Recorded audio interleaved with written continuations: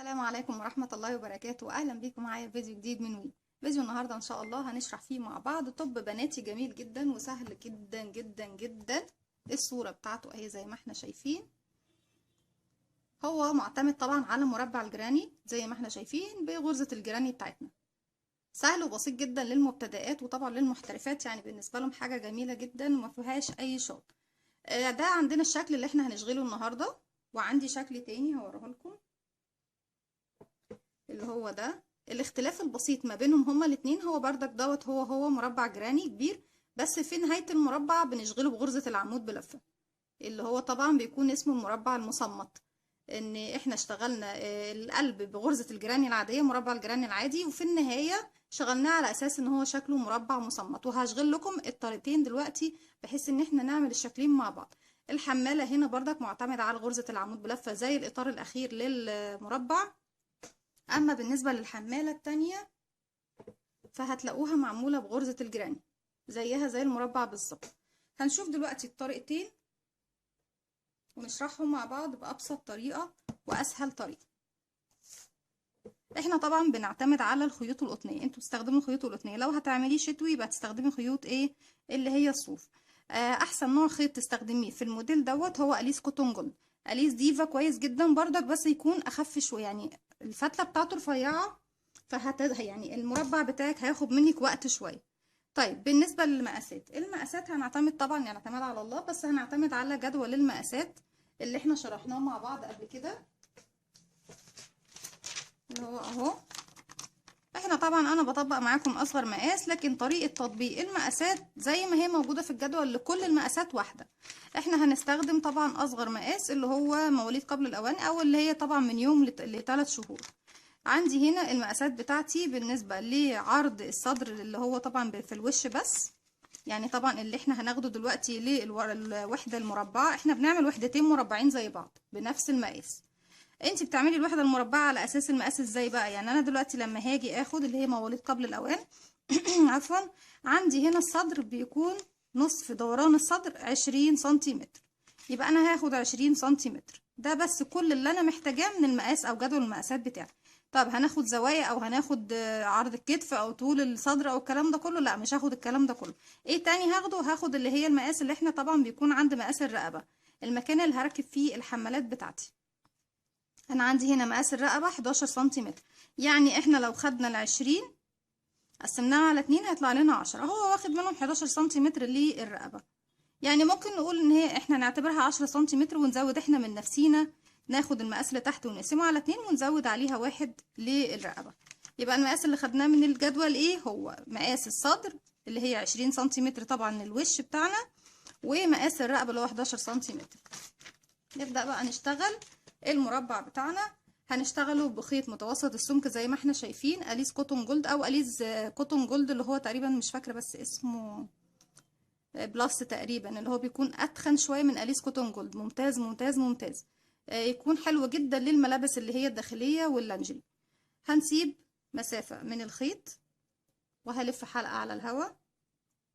ممكن تبدأيها ب5 سلاسل زي ما هنبدأ، او ممكن تبدأيها بدايرة سحرية، مفيش مشكلة، هي البداية عامة واحدة. نحاول حتى نبدأها معاكم بدايرة سحرية اهي. بجيب الخيط بتاعي بلفه على صباعي بالشكل ده، حرف الاكس، الف صباعي الناحية التانية، بدخل تحت اللفة الاولى واسحب اللفة التانية واخرج بيها كده، اخرج الخيط من صباعي، بس اتأكد طبعا ان طرفين الخيط داخلين داخل الدايرة السحرية. هنرفع الخيط المتصل بالبكرة على ايدي وهبدأ اشتغل. الخيط الطرف القصير دوت تحافظي عليه كويس جدا عشان ما يفلتش منك الدايره، وهو اللي بيقفلك الدايره في النهايه. هرتفع طبعا سلسله اقفل بيها ايه، نقفل بيها الدايره السحريه بتاعتنا. طيب غرزه الجراني بتعتمد طبعا على غرزه العمود بلفه. اذا كنت هتعمليها بغرزه العمود بلفه بس، هي الاساس فيها العمود بلفه، ممكن تستخدمي عمود بلفتين ب3 ب4 باكتر، انت زي ما انت حابه، بس المربع الجراني الطبيعي بيعتمد على غرزه العمود بلفه.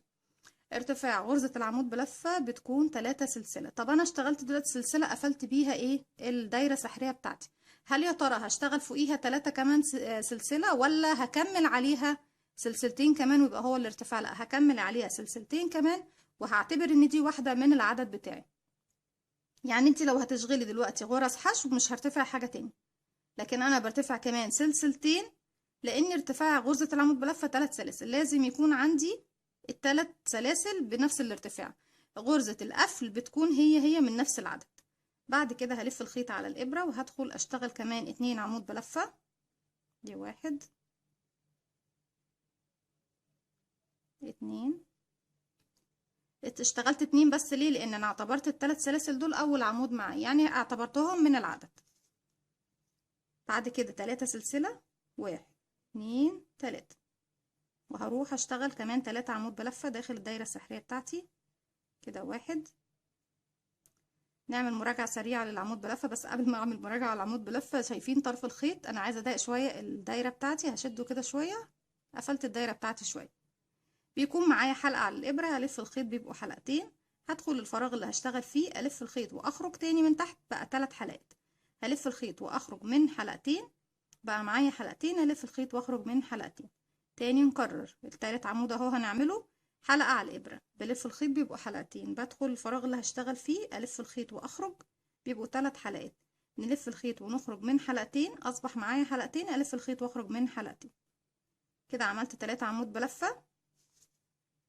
بعد كل 3 عمود بلفة، ده في الجزء الاول بس، بعمل 3 سلسلة، 1 2 3. تاني هدخل، المفروض ان انا اعمل 4 مجموعات مكونة من 3 عمود بلفة، ما بينهم 3 سلاسل. ادي 1 2. خدي بالك من طرف الخيط القصير ما يضيعش منك خالص. 3. بعد كل 3 عمود بلفة ايه؟ 1 2 3 سلسلة. انا كده لو ناخد بالنا من المربع، كونت ايه؟ زاويتين. لسه فاضل لي كمان زاويتين. دي زاوية اهي بعملها، 1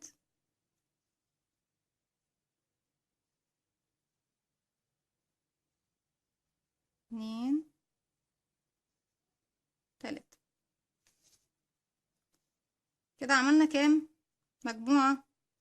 1 2 3 4. طب انا عندي 3 زوايا بس. ايوه، عشان الزاوية الرابعة اهي، 1 2 3 سلسلة، وهروح في تالت سلسلة ارتفاع انا ارتفعت بيها في اول عمود اهو، هدخل وهلف الخيط واخرج منه من الحلقة اللي على الابرة، وبكده اكون عملت غرزة منزلقة. طرف الخيط بقى الدايرة دي اهي، بشده كويس جدا واقفل ايه؟ سنتر او مركز الدايرة بتاعتي بالشكل ده. في النهاية طبعا بإبرة التنظيف بدخلها ايه؟ ما بين الغرز من تحت، او حتى بإبرة الكروشيه بفضل اشدها من تحت الغرز، اخفيها خالص. طيب دلوقتي المفروض ان انا ارتفع للراوند التاني. الراوند التاني انا طبعا في الزوايا بس هي اللي هناخد سلاسل، لكن انا بين الغرز وبعضها او بين الفراغات وبعضها ما باخدش اي سلاسل. هوريكم دلوقتي ايه اللي انا اقصده. انا عندي دلوقتي كام مربع؟ سوري، كام زاوية؟ ادي 1 2 3 4. عندي مجموعات 1 2 3 4، 4 مجموعات برضو. هنرتفع من نفس المكان اللي انا فيه. صحيح المفروض ان انا اشتغل على الفراغات بس انا دلوقتي برتفع منين؟ انا فوق عمود بلفة. لو انت حابة تشتغلي من الفراغ ده، هتمشي بغرزة منزلقة على كل ايه الفراغات دي لغاية ما توصلي هنا. لكن انا عندي حل تاني وهيكون اسهل. انا كده كده قريبة من الزاوية دي، فهرتفع من نفس المكان اللي انا فيه، 1 2 3، وهلف الخيط وهروح للفراغ ده. هرجع لورا بقى، هروح للفراغ ده واشتغل كمان 2 عمود بلفة. ادي 1 2. طيب انا دي الزاوية بتاعتي، في كل زاوية من الزوايا هشتغل مرتين. يعني في الزاوية دي هشتغل 3 عمود بلفة، 3 سلسلة، 3 عمود بلفة، والزاوية اللي بعديها بردك نفس النظام، في كل زاوية بشتغل 3 عمود بلفة، 3 سلسلة، 3 عمود بلفة. دوت اللي هيديني الفراغات الزيادة فوق. طب انا دلوقتي اشتغلت هنا 3 عمود بلفة، هل هكمل هنا تاني؟ لا، مش هينفع اكمل. المفروض ان انا بمشي باتجاه الشمال، يعني اتجاه عقارب الساعة، او عكس، سوري، يعني نفس الطريقة، عكس عقارب الساعة، سوري. دلوقتي انا المفروض ان انا اخد سلاسل، لا مش هاخد سلاسل، هروح مباشرة الزوايا بس اللي باخد فيها 3 سلاسل. انا دلوقتي اشتغلت الزاوية دي وفوق ال3 اعمدة دول، هشتغل فيهم حاجة؟ لا مش هشتغل فيهم حاجة، هروح للزاوية اللي بعدها. الزاوية دي هنكملها في نهاية الراوند، وهشتغل 3 عمود بلفة على طول بدون اي سلاسل اخدناها. ادي 1، يعني انا ما خدتش السلاسل عشان اروح للمكان ده.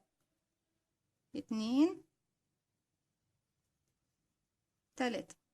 بعد ال3 اللي احنا كده في زاوية، يبقى 3 و3 سلسلة، 1 2 3، وهرجع تاني في نفس الزاوية اشتغل 3 عمود بلفة، يعني اشتغلت مرتين ما بينهم 3 سلاسل. ادي 1 2 3. ها، كده كونا الزاوية الأولى. الزاوية التانية سوري، لأن الزاوية الأولى أنا اشتغلت جزء منها. المفروض هروح أشتغل فين؟ هنا في الزاوية التالتة. على الأعمدة دي هشتغل؟ لأ مش هشتغل، هروح على طول للزاوية من غير ما اخد أي سلاسل، أشتغل فيها 3 عمود بلفة، 3 سلسلة، 3 عمود بلفة، كده 2 عمود أهو، 3 سلسلة، 1 2 3، وتاني داخل الفراغ وهو في الزاوية 3 عمود بلفة، دي 1 2 3. ايه اللي نتج عندي دلوقتي؟ ناخد بالنا، تحت كان عندي 4 مجموعات و4 فراغات. دلوقتي ناخد بالنا انا عشان امشي من عند الزاوية دي للزاوية دي نتج عندي فراغ هنا في النص اللي هو فوق ال3 عمود بلفة، خدنا بالنا. وبعد كده هنا بعد الزاوية دي نتج فراغ تاني، يعني انا هينتج عندي 4 فراغات بتوع الزوايا و4 فراغات تانيين اللي هما مش زوايا، المفروض ان نشتغل فوقيهم مرة واحدة. فانا عندي نظام في مربع الجيراني او طريقة الشغل في المربع الجيراني ان انت بتشتغلي فوق كل فراغ عادي مش زاوية، يعني الفراغ العادي بتشتغلي فيه مرة واحدة، والمرة بتكون مكونة من 3 عمود بلفة. اما بالنسبة للزوايا بتشتغلي فيها مرتين. المرتين يعني ايه مرتين؟ يعني بتشتغلي 3 عمود بلفة و3 سلسلة و3 عمود بلفة تاني في نفس الفراغ. هنكمل، هروح اشتغل في الزاوية اللي بعدها، ما عنديش فراغات، انا ما بشتغلش غير في الفراغات خلاص، فانا دلوقتي ما عنديش غير الزاوية، هلف الخيط واروح على طول اشتغل فيها زاوية تانية. ادي 1 2 3 و3 سلسلة. ثابتة عندنا دايما في الزوايا ان احنا بنشتغل 3 سلسلة ما بين كل 3 عمود بلفة، كده 1 2 3. المقاس يا جماعة تطبقوه لأي سن أو أي فئة عمرية، انتوا بتاخدوا مقاس الصدر بالنسبة للشخص. طبعا الصدر احنا مش بناخد دوران كامل، احنا بناخد مقاس ايه دوران كامل نقسمه على 2، ناخد النص بتاعه ونشتغل بيه المربع بتاعنا. كده انا عندي ايه خلاص مش فاضل غير الزاوية الأخيرة. طب الزاوية الأخيرة انا اشتغلت منها الجزء اللي هما 3 عمود بلفة، يبقى فاضل لها ايه؟ فاضل لها 3 عمود بلفة و3 سلسلة بس. ادي 1 2 3 و3 سلسلة، 1 2 3، وهروح لتالت سلسلة ادخل فيها واقفل بغرزة منزلق. بقى انا كده كملت ايه الزاوية الاولى. زي ما احنا شايفين، بقى نتج عندي ايه؟ نتيجة طبعا الزيادة اللي هي في الزاوية، لان انا بشتغل في الزاوية مرتين فبينتج عندي فراغ زيادة في كل اتجاه. انا عندي دلوقتي تحت كانوا 4 فراغات اللي هما الزوايا، فوق بقى عندي 4 فراغات الزوايا و4 فراغات اللي هما ما بين الزوايا اللي بعد الزوايا. طيب احنا خلاص اتعلمنا ان احنا بنبدأ نشتغل في المكان اللي انا طالعه فيه، مش همشي بمنزلقة عشان ما لخبطش نفسي. 1 2 3، وهرجع لورا واشتغل 1 2، واتفقنا ان احنا بنكمل الزاوية دي في نهاية الراوند. هنروح فين دلوقتي؟ نشتغل الفراغ اللي جاي بعد كده. ده فراغ عادي ولا زاوية؟ لا فراغ عادي. طب عرفتي منين يا رندا؟ ان الفراغ العادي ما بيكونش بعد منه سلاسل، لكن الزاوية زي ما احنا شايفين بنشتغل فيها مرتين بيكون فيها سلاسل، السلاسل دي اللي بشتغل فيها مرتين كمان. اما دلوقتي انا ما عنديش، عندي فراغ اهو عادي وواضح ان هو عادي جدا اهو، بدخل بشتغل فيه 3 عمود بلفة بس، يعني مرة واحدة. ادي 1، ما باخدش اي سلاسل مسافة ما بين كل فراغ. 2 3، المكان الوحيد اللي باخد فيه سلاسل هي المكان بتاع الزاوية فقط. هلف الخيط وادخل هنا، دي زاوية يعني هشتغل فيها مرتين 3 عمود بلفة، 1 2 3، بعديهم 3 سلسلة عشان هي زاوية، وارجع تاني في نفس الفراغ 3 عمود بلفة. ادي 1 2 3. طيب كده اشتغلنا فراغ واشتغلنا زاوية طبعا، ونص الزاوية دي مش هحسبها دلوقتي. ايه هيقابلني بعد كده؟ خلاص بقت واضحة ومفهومة بالنسبة لنا النظام بتاع الشغل ده. ايه فراغ عادي يبقى هشتغل فوق منه مرة واحدة، والمرة مكونة من 3 عمود بلفة. ادي 1 2 3، بشتغل على الفراغ على طول، ما بدخلش في حرف في ولا غيره، هو فراغات بس باستمرار. هيقابلني ايه؟ هيقابلني دلوقتي زاوية فيها 3 سلاسل تبقى زاوية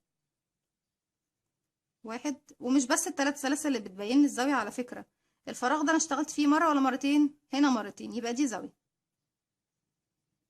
2 3 و3 سلسلة و3 عمود كمان.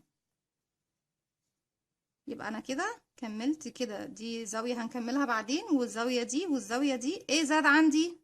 الفراغ تحت كان واحد بس، زاد عندي هنا فراغين بعد كل زاوية. في كل بقى راوند هنرتفع هنبص نلاقي الفراغات اللي ما بين الزوايا وبعضها هتزيد معايا. طيب انا هبدأ دلوقتي اكمل السطر ده والسطور اللي بعديها. انا هنا عندي المقاس، طبعا انا اخترت المقاس اللي هو 20 سنتي.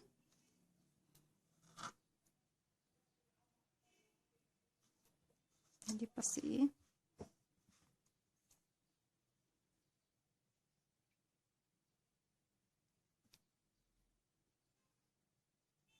كده عندي انا دول 20 سنتي، اللي هو طبعا اخترناه ايه لسن اللي هو ايه من مواليد قبل الاوان او من يوم ل3 شهور. عايزين بقى نحدد. انا عندي هنا ال20 اهم، هنقسمهم 10 و10.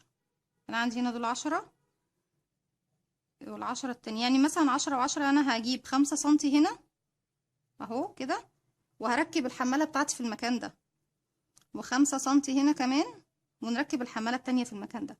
يعني بالنسبة للسن دوت انا بقسم طبعا ال10 التانيين، انا باخد 10 جوه، وال10 التانيين بخليهم في الجوانب. حابين ان احنا طبعا نزود السنتي، فهتيجي كده شوية بس من الناحيتين، تزودي السنتي ايه ما بين الناحيتين. في المكان ده هنركب ايه الحمالات بتاعتنا. طيب انا ارتفعت كام سطر هنا دلوقتي؟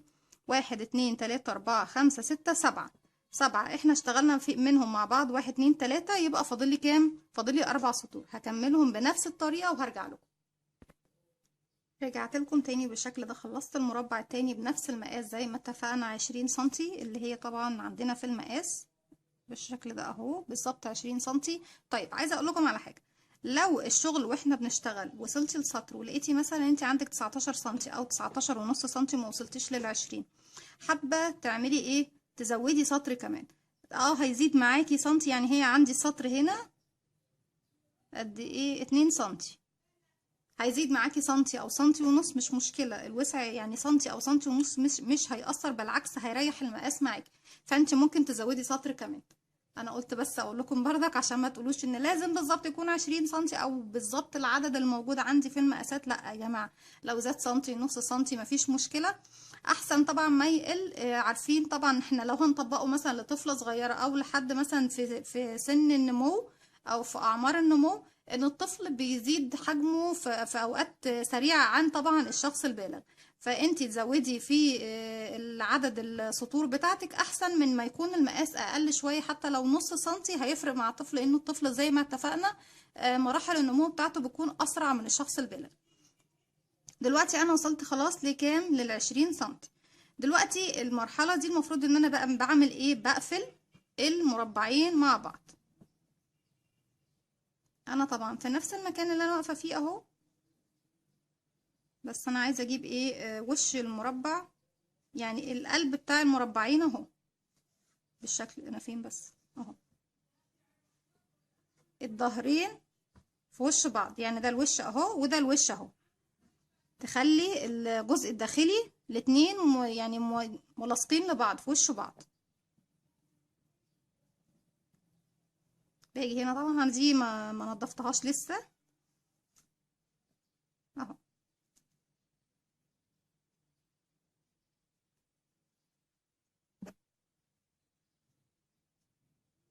بجيب الخيط عندي هنا، انا في المكان اللي انا فيه هنا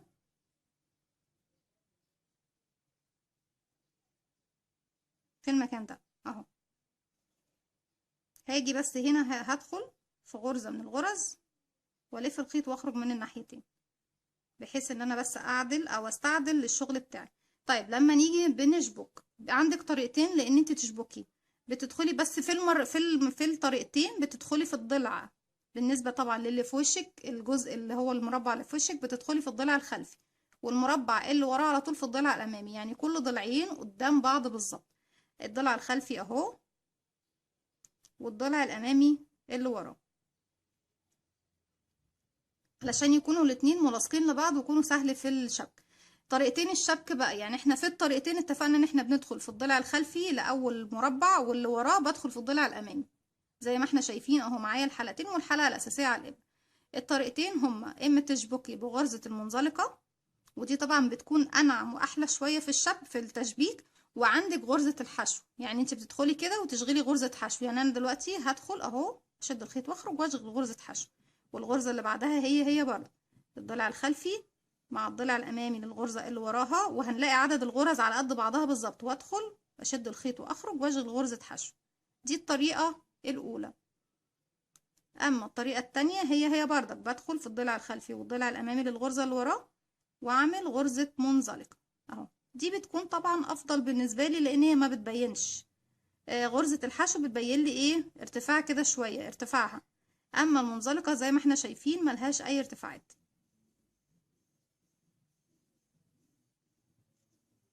وبتروحي بقى لكل الغرز اللي قصاد بعضها ضلع خلفي مع ضلع امامي لغايه ايه ما تقفلي الجنبين بتوعك. بتفلت مني معلش اهو. بدأت توضح كمان الغرز هنا اكتر. عند السلاسل بيكون صعبة شوية.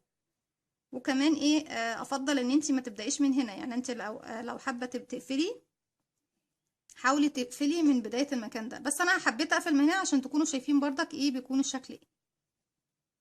وهنكمل ضلع خلفي. بصوا الضلع الامامي باين قدامي اهو، ما بشتغلش فيه الضلع الخلفي، والضلع الامامي هو باين بردك قدامي على طول من الاتجاه التاني اللي في الخلف. وهكمل بقى الارتفاع بتاعي كله لغاية ما اقفل الجنب كله لغاية ما اوصل للمكان ده. هكمل وهرجع لكم. رجعت لكم تاني وعايزة بس اوريكم لما شبكنا المربعين مع بعض اهو. بالنسبة بردك للناس اللي بتحب تعمل بطانيات او مفارش بمربع الجراني، ده بيكون الشكل اهو لما بنشبك بغرزة ايه المنزلقة. مفيش اي بروز قدامي، يعني الاتنين اهم شابكين في بعض. وفي طريقة تالتة طبعا بس دوت بالنسبة للمفروشات هشرحها لكم ازاي نشبك مربع الجراني، ان احنا بنشغل هنا مرة وبنشغل هنا مرة، مرة هنا ومرة هنا، مرة هنا ومرة هنا، بحيث ان تكون مفيش اي ايه شكل ان احنا شبكنا. بتكون الشغل التشبيك مع الشغل نفسه. بس طبعا مش موضوعنا النهاردة ده. التشبيك اهو بغرزة المنزلقة بيكون افضل بكتير من غرزة الحشو. غرزة الحشو هتديكي بروز من فوق وهتديكي الارتفاع بتاع غرزة الحشو. ده الشكل ده اهو.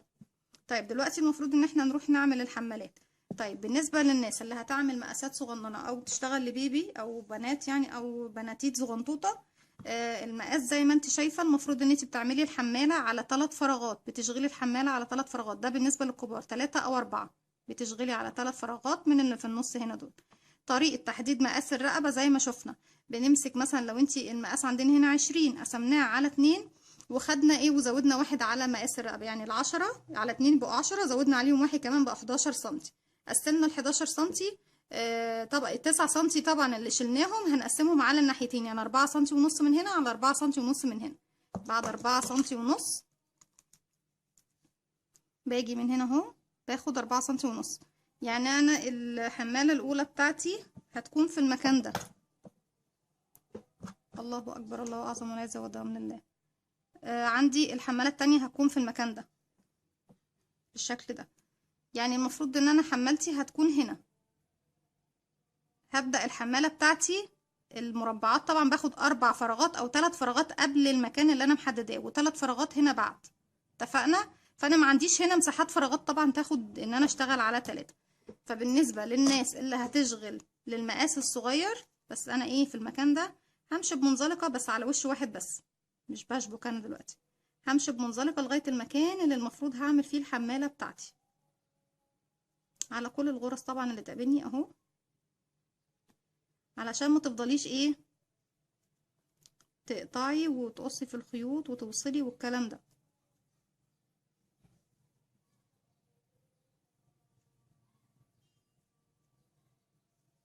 وليكن ده المكان اللي هنبدأ فيه. لو هنعمل زي ما اتفقنا ليه سن صغير، بس انا لو هبدأ من هنا عشان بس اثبت الدنيا مع نفسي، هاجي الفراغ ده اهو هدخل فيه وهعمل المنزلقة بتاعتي. لو هتعملي لمقاس صغير افضل ان انت تعملي سطر جراني واحد بس. هنعمله ازاي؟ هترتفعي ارتفاع سلاسل طبعا لحجم الحمالة اللي انت حباه بقى. انا مش هحدد لك حجم معين دلوقتي، انا بس هشتغل لك على مجموعة من السلاسل بشكل عادي جدا اهو.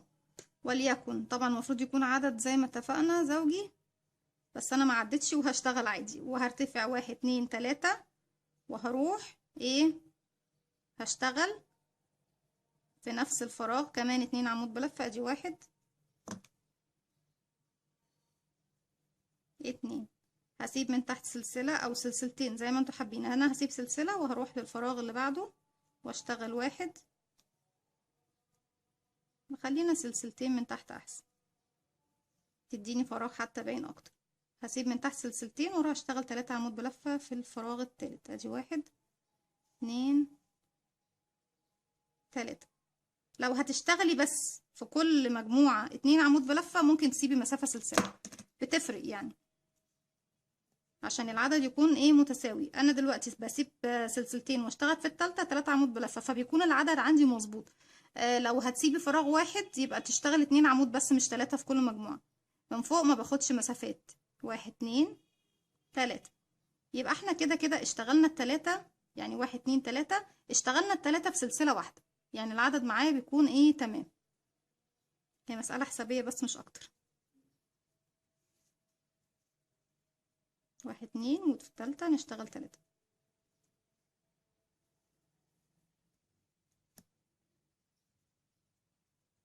وطبعا لغاية ما اوصل لنهاية الراوند 1 2 ونشتغل 3.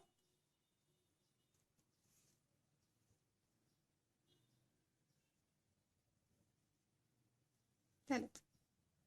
كده انا خلاص في نهاية الراوند بتاعي. بجيب الشغل بتاعي كده اهو بالشكل ده، الاقي المكان اللي انا عنده اهو، بدخل واعمل غرزة منزلقة. يبقى انا عملت ايه؟ الحمالة بتاعتي بردك من غرزة الجراني، بس طبعا بالنسبة للمقاس الصغير اللي احنا فيه ده. والناحية التانية بردك بعمل بنفس الطريقة، المكان اللي متحدد بدخل فيه وبشغل. دي بالنسبة طبعا للمقاسات الصغيرة. بالنسبة للمقاسات الكبيرة والحمالة الموجودة عندنا في الصورة الخاصة طبعا بالتوب، هنشوف دلوقتي هنشغلها ازاي. بس طبعا هي ملهاش علاقة بالحجم اللي احنا فيه ده، انا بتكلم بالنسبة للمقاسات الكبيرة يا جماعة. بنشتغل الشغل بتاعنا على 3 فراغات، يعني 1 2 3. هرتفع 1 2 3 وهشغل كمان 2 عمود بلفة، ادي 1 2. كده عملنا مجموعة دي. هدخل في الفراغ اللي بعده 3 عمود بلفة، ادي 1 2 3. الفراغ اللي بعده 3 1 2 3. طب عايزة ارتفع بقى واشتغل في الشغل ده، هعمل ايه؟ انا عندي دلوقتي 1 2، يبقى هرتفع من هنا 1 2 3 والف الشغل بتاعي الناحية دي كده، وهشتغل في الفراغ ده ايه؟ 1 2 3. انا عملت لنفسي فراغ هنا جديد، وهنا 1 2 3. وهعمل ايه؟ هروح للمكان اللي انا ارتفعت منه اخر عمود ده وهشتغل فوقيه 3 عمود بلفة، ادي 1 2 3. هلف الشغل بتاعي الناحية دي. انا بفضل اشتغل على 3 ايه فراغات، ادي 1 2 3 سلسلة، واروح اشتغل فين؟ في الفراغ 1 2 3، واروح للفراغ اللي بعده 1 2 3، وهروح للفراغ اللي بعده واشتغل 3 عمود بلفة، 1 2 3. طيب بعد كده هنعمل ايه؟ نفس النظام ونفس التكنيك، ترتفعي 3 سلسلة وتروحي تشتغلي في كل فراغ 3 عمود بلفة اهو. فراغات عندي بتبدأ خلاص تبقى متحددة بشكل طبيعي. دي الحمالة طبعا الخاصة بالمقاسات الكبيرة، لكن انتوا شايفين انا لو عاملها على المقاس ده يبقى انا كأني مش عاملة حاجة. طيب دي الطريقة طبعا، وبسرعة كده هفك الخيط بتاعي وهرجع لكم. رجعت لكم تاني بالشكل ده ايه. انا فكيت طبعا ليه، هقول لكم ليه. الشكل اللي فات احنا وضحنا طبعا طريقة الشكل اللي احنا قاصدينه، اساسا الموديل اللي احنا حاطين الصورة بتاعته على الفيديو. اما الشكل دوت فهو تطبيق الشكل التاني، عشان انا ما حبيتش اعمل كل واحد فيهم في فيديو لوحده، لان هما الاتنين فكرة واحدة، فحبيت ان احنا نشرح الفكرتين في فيديو واحد. الشكل التاني طبعا اشتغلت مربع جراني، وبعد كده كملته ايه بطريقة المربع المصمت. ايه هو المربع المصمت؟ اللي احنا بنشتغله مربع بس بالعمود بلفة، بيبقى كله عمود بلفة. طب الفرق بين المربع المصمت ايه والمربع الجراني ايه؟ ان انا في المربع الجراني بشتغل على الفراغات، يعني بشتغل جوه الفراغات، ما بشتغلش على الغرز نفسها. اما في المربع المصمت بشغل في الغرز نفسها. يعني ثواني اجيب لكم خيط تاني ونشغل بداية مربع ايه مصمت. انا هكمل طبعا المربع المصمت على المربع ده. انا باجي هنا وليكن حتى نبدأها كمان بسلاسل عشان ايه تشوفوا الطريقتين. بدخل والف الخيط طبعا بتاعي اهو، وبعمل 5 أو 6 سلاسل، 1 2 3 4 5 6. هروح لأول سلسلة وهدخل فيها وهقفل بغرزة منزلقة داخل. طبعا الجزء الأولاني هو هنا، ادي 1 2 3، وهشغل كمان عمودين، 1 2، يبقى كده 3 و3 سلسلة، 1 2 3، وهكذا. طبعا بكمل الراوند بتاعي زي ما شفنا ايه في بداية المربع الجيراني، 1 2 3. وهشرح لكم ان شاء الله بالتفصيل بقى مربع المصمت دوت في فيديو خاص بيه. كده 3 بعديهم 3 سلسلة، 1 2 3 3 سلسلة، 1 2 3. وكده هنكمل 3 سلاسل ويبقى قفلنا المربع بتاعنا، 1 2 3، وهروح اقفل بمنزلقة في تالت سلسلة ارتفاع زي ما احنا بنشتغل. طيب احنا كده بدأنا بنفس البداية.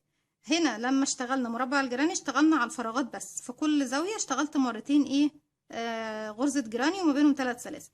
انا في المربع المصمت مفروض ان انا برتفع فين؟ انا هنا فوق عمود بلفة، وانا طبيعي كده كده هشتغل فوق ايه الغرز مش الزوايا، يبقى هرتفع 1 2 3. الطريقة مختلفة شوية يا جماعة عن البداية التانية. وهلف الخيط والعمود اللي بعده اهو في حرف الفي عادي، هدخل واشتغل عمود كمان. الغرزة اللي بعدها هعمل فوقيها عمود. لما باجي بقى عند الزاوية بشتغل على الزاوية اهو داخل الزاوية، ادي وعمود وكمان 1 2 3 سلسلة، وهشغل كمان عمود هنا في الزاوية. يعني في الزاوية بشتغل عمود 3 سلسلة عمود، ماشي. هلاقي ال3 أعمدة هنا عندي هدخل فيهم واشتغل 3، ادي 1 والغرزة اللي بعدها 2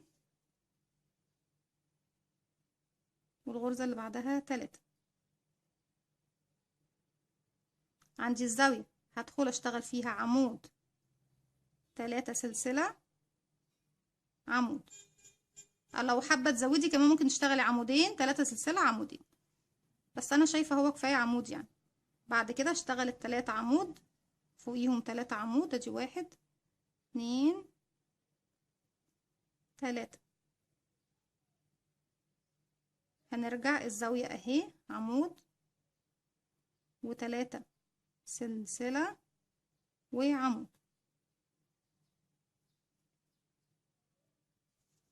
هرجع تاني فوق الأعمدة أعمدة، 1 2 3. هنلاقي الزاوية هشتغل فوقيها عمود 3 سلسلة عمود. هنلاقي هنا العمود ده اهو هدخل في تالت سلسلة ارتفاع، ده البداية بتاعتي، واقفل بغرزة منزلقة اهو. شد الخيط بس وبعد كده اثبت لكم الشكل بتاعه زي ما احنا شايفين بالشكل ده. طيب الراوند اللي بعده هنعمل ايه؟ انا طبعا هنا فوق عمود، فوق العمود التاني ده هرتفع 1 2 3، وطبعا العمود اللي قبله هكمله في نهاية الراوند زي ما احنا شايفين. وطبعا عشان يكون اوسع معاكم ممكن تشتغلوا في الزاوية 2 عمود 3 سلسلة 2 عمود، هيديكم براح اكتر يعني هيكون اوسع معاكم. هروح للعمود اللي بعده واشتغل طبعا فوق الاعمدة اعمدة اهي، بفضل اشتغل فوق الاعمدة اعمدة. هو بيكون اسهل على فكرة، بس الفكرة فيه ان انت في الزوايا بتزودي عمود من هنا وعمود من هنا. انا في الزاوية اهي خلاص راحة للزاوية، خلصت الاعمدة بتاعتي راحة للزاوية، هشتغل فيها عمود او زي ما اتفقت معاكم انتوا خلوها عمودين 3 سلسلة عمودين، 3 سلسلة اهو. بس عشان انا كملت بعمود فلازم اكمل بنفس العدد اللي انا عملته. عمود سلسلة عمود. المفروض ان احنا بنعمل العمودين سلسلتين، 3 سلسلة قصدي عمودين. وهكمل بقى الأعمدة فوق الأعمدة كده، 1 2 عمود كده فوق العمود. هوريكم ايه المغزى من الشكل، بيكون شكله ايه. بيكون بردك في البطاطين تحفة جدا وشكله حلو اهو. عمود 3 سلسلة عمود. كمل. انا بس حابة اكمل معاكم شوية عشان تشوفوا الشكل ايه، الشكل بتاعه. هكمل مجموعة الأعمدة دي بس واوقف على كده.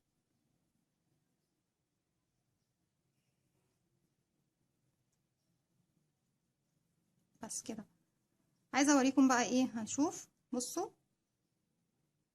اهو الشكل جاي معايا ايه، المربع كله مصمت، يعني بيكون مظلل، بيكون كله خلاص بقى أعمدة. في كل راوند بتزودي عمود من هنا أو عمودين. طبعا أنا قلت لكم الزيادة في داخل الزوايا، الزيادة عندي بيكون داخل الزوايا، أما بقية المربع كله بشتغل فوق كل غرزة غرزة زيها. بالاختلاف بقى عنه إن هنا بشتغل على الفراغات، مش بشتغل على الغرز أو الغرز أو الأعمدة. طبعا هي ممكن تكون غير أعمدة، ممكن تكون غرزة بوب كورن، ممكن تكون أي حاجة. فعشان كده بقول لكم بشتغل على الغرزة، على حرف الفي الخاص بالغرزة زي ما احنا شايفين. بالنسبة طبعا للشكل بتاعنا، لو هكمل بقى بطريقة المربع المصمت، انا همشي بقى هنا على ايه زي ما احنا شايفين. هرتفع 1 2 3. انا طبيعي فوق العمود ده، فمش هشتغل فوقيه تاني. هروح للي بعده واشتغل اعمدة فوق كل الاعمدة او فوق كل الفراغات اللي هتقابلني بالشكل ده اهو لغاية ما اروح الزاوية. انا كده الزاوية فين؟ الزاوية اهي. همشي بعمود بلفة فوق كل الغرز اللي بتقابلني في حرف الفي اهي. ما فصلتش معاكم وقلت لكم كمان هكمل، عايزاكم تشوفوا معايا الشكل بيكون ايه. وبتشتغلي بالطريقة دي سطرين او 3، وبعد كده بتشبكي بنفس الطريقة اللي قلناها دلوقتي في المربعين في بعض. ما بشتغلش على فراغات زي ما احنا شايفين، بشتغل على حرف الفي والغرز نفسها بس.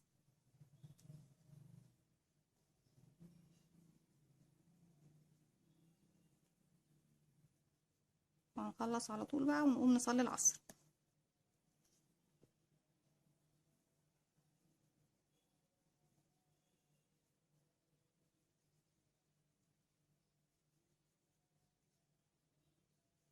اهو وصلنا كده، ده الغرزة اللي قبل الزاوية.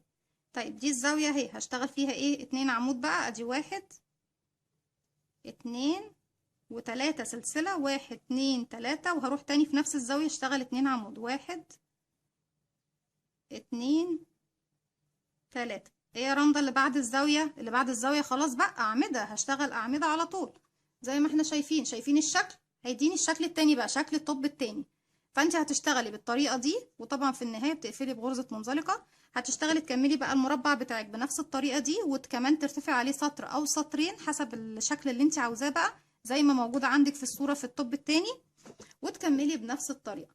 دي كانت فكرتي النهاردة، اتمنى يا رب انها تكون عجبتكم، وشرحنا فيها طريقتين، وكمان شرحنا بداية المربع المصمت برضك. اتمنى ان هو يعجبكم، وان شاء الله هعمله لكم في حلقة تانية لوحده. دي كانت الفكرة النهاردة، يا رب تعجبكم او تنول اعجابكم. لو عجبكم الفيديو اعملوا لي لايك وشير وسبسكرايب، واستنوني في فيديو جديد من وي.